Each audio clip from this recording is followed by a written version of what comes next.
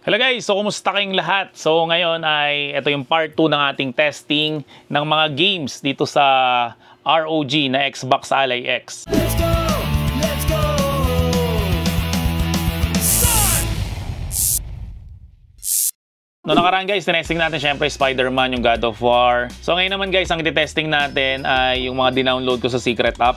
No, so kaya ako nahihirapan talaga. Yung iba kasi nagre-request ng game test dito sa Steam Deck. Kaso hindi tayo makapag-game test dito guys kasi yung mga game ko dito ay mga binili ko sa Steam. Eh alam niyo naman ang game medyo mahal, no. Kaya binibili ko guys ng mga games sa Steam ay mga luma lang. Pero kapag ka Windows guys yung OS mo, no, so pwedeng dyan yung Secret App. At pwede ka guys maka-download ng mga games. So pag sinabi kong pwede ka maka-download ng mga games, so alam nyo na kung anong ibig ko dun sabihin. Kaya guys, pasensya na sa mga humihingi ng demo sa Steam Deck at dun sa Lenovo Legion Go OS na SteamOS, no. So hindi ko kayo guys mapagbigyan kasi nga guys, mahal ang games, no. So dito naman sa Secret App nakapag-download tayo dito. Syempre pag nagustuhan ko, binibili ko naman yan. Hindi ko naman pinapabayaan yung obligasyon ko sa mga developer. So subukan muna natin itong Tekken 8. So pakita ko nga muna sa inyo guys yung settings ko, no. So naka-performance mode ako. So ilagay ko na guys sa turbo para alam natin na talagang kayang-kaya niya.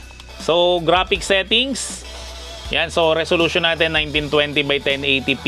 Tapos yung presets ko guys, naka-high lang siya. Kasi pag in-ultra, medyo bumababa yung frames niya, no? Kasi ang inihit natin talaga ay makuha natin yung at least 60 FPS. Okay, so naka-high settings tayo guys. Again, yan, nakuha natin 46 frames. 45. 47. 48. 49.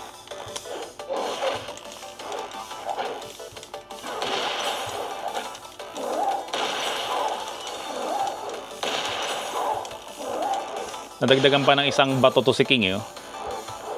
Paano nga ba yung Muscle Buster? Nakalimutan ko na yung Muscle Buster, eh. Oh, man.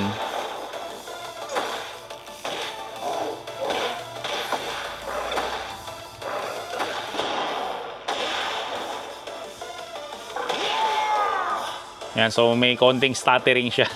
So kung ibababa mo to sa medium, ano, kaya bababa mo sa 720p. Kayang-kaya nito na 60 FPS or more.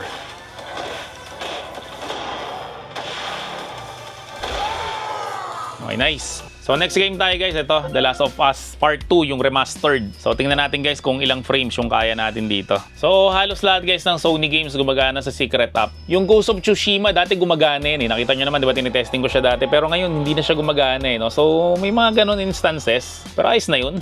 Libo-libong games ba naman ang madadownload mo dun, eh. Ito, natapos ko na to sa PS5, no? So punta muna tayo ng options. Tapos sa graphics tayo. So ang graphics natin guys, presets natin is naka-high. Okay, so tingnan pa natin yung ibang settings dito. So sa display natin guys, naka 1920 by 1080p tayo. Tapos naka FSR frame generation tayo, FSR 3.1.3.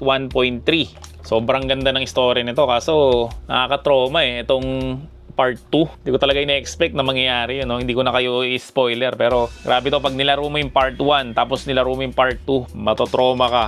Hanggang pagtanda mo, maaalala mo yung istorya nito. So, ang nakukuha natin na frames for now is 59 frames. So again, ang ginugol natin lagi ay 60 frames. So pagpasensyahan nyo na guys, no, yung mga tinetesting natin ng mga games ay paulit-ulit lang. Kasi ito yung mga AAA games talaga guys na mga alam ko, eh. So may mga nagsasuggest naman sa akin ng mga games. Kaso yung ibang games kasi dyan guys ay hindi siya gumagana sa Secret App, no? Lalo na yung mga online games. So pag ganito, yan, nakukuha natin is 55, 58 frames. Yan, so smooth to guys, grabe. Lakas talaga nito. Alam niyo yung mga review ko guys, talagang legit yan, no? Pag sinabi kong malakas, malakas talaga yan. Kasi di naman ako bayad dito, eh. Itong mga device na to is binibili ko to with my own money. Kaya lahat ng sinasabi ko dito guys, galing talaga sa akin. Okay? Kung ano yung experience ko, sasabihin ko lang sa inyo. Hindi yan guys mga binasa lang sa Google. At syempre mga opinion ko guys, no, manggagaling doon sa experience ko. Kaya pag sinabi ko guys na maganda ang handheld, totoong maganda yan para sa akin. So syempre guys, depende rin yan sa karanasan ng iba. Pero ako talaga guys, makikita nyo naman na talagang hawak ko yung handheld. Hindi yan yung parang ginugel ko lang tapos sasabihin ko sa inyo mga gano'n na ito yung specs niya, ganyan, no? So kung gusto nyo na mga ganong klase ng specs, mag-google kayo, no? Pero kung gusto nyo guys na talagang personal na experience yung isang item, no? Talagang nasa tamang channel ka guys. Sana, no, balang araw magkaroon tayo ng sponsor para ma-hype ko naman. Pero lahat guys ang sinasabi ko sa ngayon, no? Talagang Walang sponsor dyan. So, hindi sa akin guys nagbayad tong Asus. Kaya yung feelings kapag ka nag-unbox, etc. No, talagang yun talaga yung nararamdaman ko bilang isang ordinaryong mamamayan na bumili ng handheld na to. So, sigurado yung iba na kapag ka bumili kayo ng handheld na to, pinanood nyo yung vlog ko, yung itsura ko guys sa vlog, malamang gano'n rin yung itsura nyo, no? Kasi pareho lang tayo guys ng naramdaman. Nung in-unbox, na talagang binili, pinaghirapan yung perang pinambili dito. Kaya yung mga bagong nanonood sa channel ko, no? So welcome po sa channel. At syempre kung hindi ka pa nakasubscribe, mag-subscribe ka guys. Kung gusto mo guys ng mga legit na mga review ng mga gadget. Okay, so ito guys, ang ganda nito. 55 frames. Yung mga ibang device na tinesting ko dito, hindi masyadong kaya yan eh. So sana nakikinig yung Asus, no? Mapadalan man lang tayo kahit yung color white. Pag pinadalan mo ako nun Asus, lahat ng magagandang bagay sa universe sasabihin ko dun. Pero ito guys, sinasabi kong maganda kasi maganda talaga siya. Sana man lang may sponsoran tayo, no? Baka mamulubin ako kakabili ng mga handheld. Kaya iba nagtataka eh, sir, nasa na yung ganito mo? Sir, nasa na yung ganyan mo? Siyempre, binibenta ko yun. Pag di ko binenta yun guys, binili ko lahat ng handheld, eh baka wala na kaming kainin. Okay, so ito guys, ang ganda. Last of Us Part 2. 56 frames pataas. Mataas talaga siya guys. And talagang sobrang smooth niya. Okay, so hindi ko na ito itutuloy kasi baka umabot pa ako kung saan yung sinasabi ko sa inyo guys na nakaka-trauma experience dito sa Last of Us. So next nga natin guys, ito try natin to, itong Metal Gear Solid. Sobrang kunat pagganahin sa mas mataas pa sa low. Lagi na lang siya naka-low settings eh. Tapos pag pine-frame gen ko, sobrang ghosty naman siya. Masyado siyang maraming artifacts, no? So try nga natin dito, baka ito na yung solusyon sa matagal ko nang hinahanap na handheld na pwedeng laruin itong Metal Gear Solid. So again guys, yung mga tinitesting ko dito galing lang sa Secret App. So kung gusto mo guys mag-avail again noon, so ipa-flash ko sa screen kung saan nyo ba sila makikita sa FB. Huwag ako yung kulitin nyo dahil kasi nagtatanong sa akin eh. So nandito tayo sa graphic presets. Lagay nga natin sa performance. So start game tayo, new item obtain. May new item obtain ka pang nalalaman ha. So options tayo guys, 1920 by 1080p. So maximum frame rates natin, lagay natin siya sa 60. Siyempre FSR, performance, graphics natin naka medium. Okay, so siya na yung nag-set niyan. So tingnan natin yung sinet niya lang. Okay, start natin to. Sana naman kaya na nito, no? Kasi lahat halos lang ng handheld na tinesting ko. Hirap na hirap talaga dito sa Metal Gear Solid eh. 29 frames lang, 30 frames lang. Pero mas ayos to ha, medium settings, ganito yung nakukuha na frames. Pero 60 ang inihit natin eh, no? So try nga natin options natin, graphics natin. Lagay natin sa 720p. Tingnan natin kung kaya nito.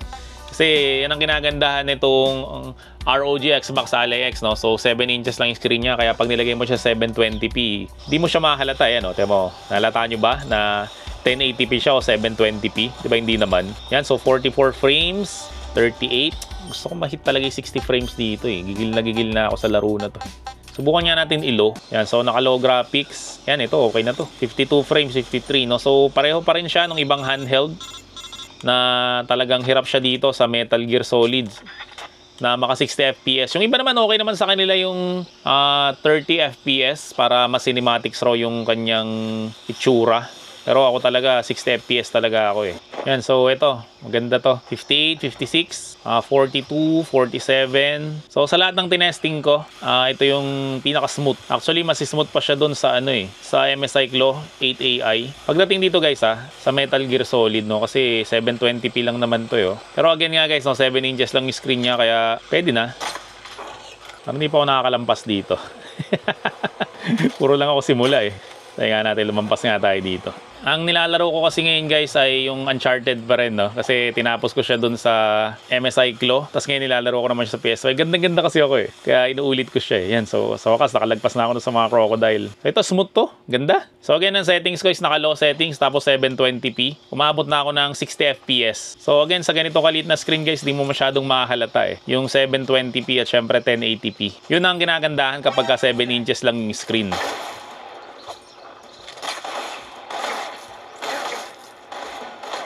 Huwag tago. HQ, please respond. HQ, respond. Patrol here. Enemy sighted. Requesting backup. Ganit ng control nito. Yan, so pag may mga kalaban, 39 FPS. So bumababa pa rin siya. Sabi nung hirap na hirap dito. Okay, meron dito sa Metal Gear na to na sobrang hirap na hirap ang mga handheld dito. Yan, so yan guys yung testing natin itong Metal Gear Solid. So again, ang settings natin is naka-low settings kung gusto mong umaabot ng up to 60 FPS. Pero kung 45 FPS lang guys, medium settings, pwede na. So dito naman tayo guys sa PC Game Pass. So tapos na tayo dun sa Steam at syempre Secret App. So try naman natin to, itong Hogwarts Legacy. So ito, free lang to sa PC Game Pass basta nakasubscribe ka sa kanila for only 320 pesos per month. Kasi dati 185 lang yun, no? So dati pala nag-subscribe na ako ng isang taon, no? Para mas mura, kalahati lang. Sayang. Siguro napaka-rare ko, no? Na isa ako sa mga hindi talaga nanood ng Harry Potter. Yan, so ito na guys, siguro ang pinakamagandang settings yan. So naka-high siya. Tapos dito naman ay naka-performance siya. AMD FSR 3 Performance Mode. Okay, so pag ganyan guys, yan na. Okay na siya, nakuha na natin yung 60 FPS. Is that ice? It's not cold enough here. It appears to be a sort of enchantment. Someone wanted to block this path. Let's see some of that one work you were practicing. Nice. Excellent. Sunod ko na aralin yan. Kasi importante dito mapakita ko sa inyo yung performance nito. Unexpected. Okay. Yeah, nice. Ganda. Your one works improving with May every ammo ba to? cast. Wala no. Unlimited. Grabe, smooth nito. Sarap. Sarap talaga guys yung feeling na nakuha mo yung timpla ng game. Yung smooth talaga siya. Uy, maakyat rin. Ito yung mga gusto kong games ngayon eh. We're close now. It's Yung just parang ahead. Uncharted. Yung umaakyat-akyat. So sana ganito rin siya, no? 51, 52 frames. Steady yourself. Reparo.